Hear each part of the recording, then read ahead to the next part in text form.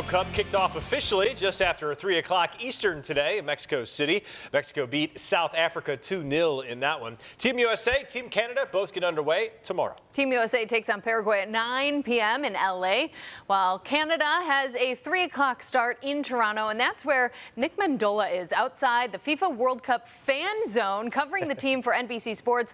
And then, of course, he is the co-owner of FC Buffalo. Nick, thank you so much for joining us. We appreciate this. Yeah, unfortunately, just got a nice wind here, but other than that, it's great. It's beautiful here. The atmosphere is so loud that I had to go to a nearby park. Like, so many different cultures up here. Canada plays Bosnia tomorrow, and honestly, the city is electric. Awesome. I love to hear that. Tell us about ticket prices. Obviously, there's going to be a lot of people just around, but people are kind of priced out of these games, you know, an hour and a half away from Buffalo. Yeah, it's really unfortunate. It's difficult not to be disappointed with the way that it's all shaken out, just because by now you would have expected ticket prices to drop. But for example, I'm going to 2, 3, 4 of these games, and I have media passes. My son loves the game. 15 years old. We do all right for ourselves, and yet the cheapest ticket we've been able to find anywhere near Buffalo is Curacao versus Ivory Coast in Philadelphia, or Senegal versus Iraq in Toronto, and you're talking $300 a piece. Now, imagine you want to go to a U.S. game or a Canada game. The cheapest seat for tomorrow's opener, about $1,000, and that's American dollars, not Canadian. So I think FIFA's really had a kind of mess on its hands. It went to the United States after going to Qatar, thinking, well, this is more of a destination. This is where people will want to be. And instead, what it's found is that only so many people have so many dollars at this point in time. The world's most beautiful game no longer accessible to the world, and that is sad, Nick. It definitely is. Let's talk a little bit about the U.S. and where they are, what the expectations are. Of course, being a host country, that comes with plenty of benefits. How good are the U.S. men? And let's compare them perhaps maybe with the women. They aren't expected to go perhaps as far or be as esteemed of a team as the women perform, but the U.S. men still able to hold their own.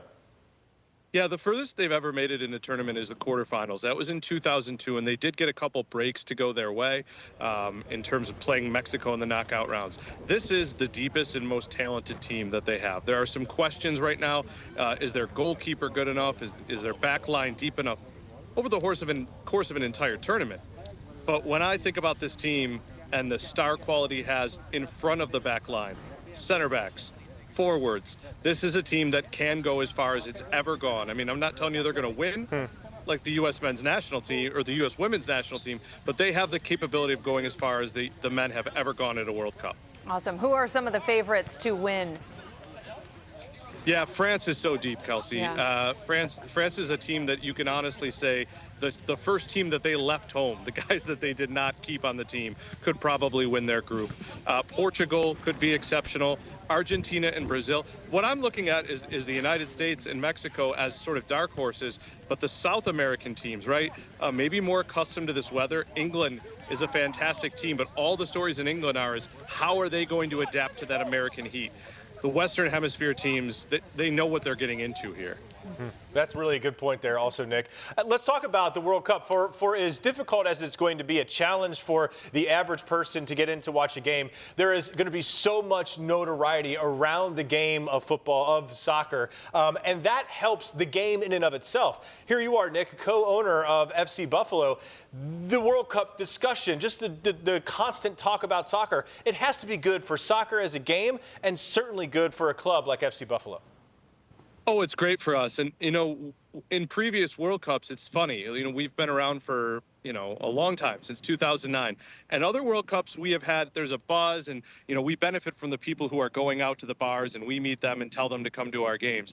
This one, the momentum has been there. We have been hearing for a long time, if you're going to start a team, you do it before this World Cup, and you do everything you can. You can't blow the opportunity to be on the field in 2026, and we are feeling that.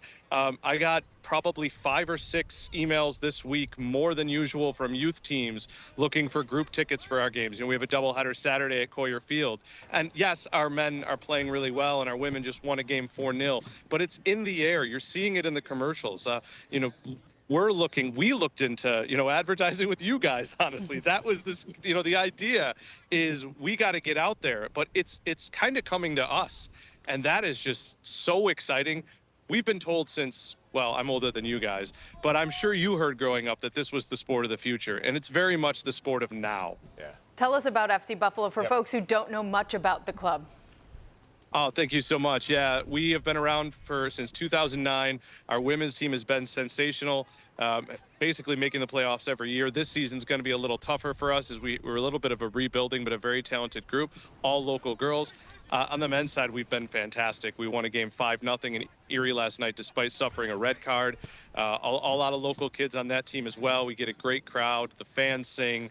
It's nice playing in the city, and Buffalo soccer fans are fantastic. I mean, what other town our size has multiple soccer pubs and so many college and high school programs? I mean, I know everyone has high schools, guys, but the quality and depth here in Buffalo, we're feeling the love of the sport here, and it's certainly spurring us forward. That's fantastic, Nick. I'm so glad you talked about the quality, because it is very high quality play there at FC Buffalo, whether it's the men's or the women's side. Really talented players here locally, and we are lucky to have them. If folks want to head down there, you said there's actually some matches this weekend. If they want to go, what time and where are we headed?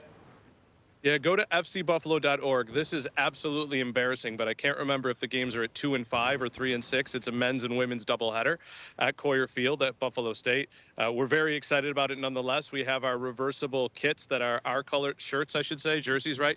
Our colors, blue and gold, Sabres colors on one side, and you flip them inside out, and they are U.S. colors. So we're excited to debut those this weekend. Nice. And of course, we'll all be watching, tomorrow night, whether we're at Banshee or whether we're in our homes at 9 o'clock. And I mean, I might be in my car coming back from Canada, because as you guys know very well, Toronto traffic is the worst traffic. Yeah, it can be really tough, especially for something like the FIFA World Cup coming there. Yeah. All right, Nick, thank you so much. We know you are a very busy guy right now. We appreciate you joining us and having to, move locations to that park. Appreciate it. Oh, no, I love it, and I love what you guys do for our city, so thanks for having me. Yeah, thanks, Nick. Appreciate it, man.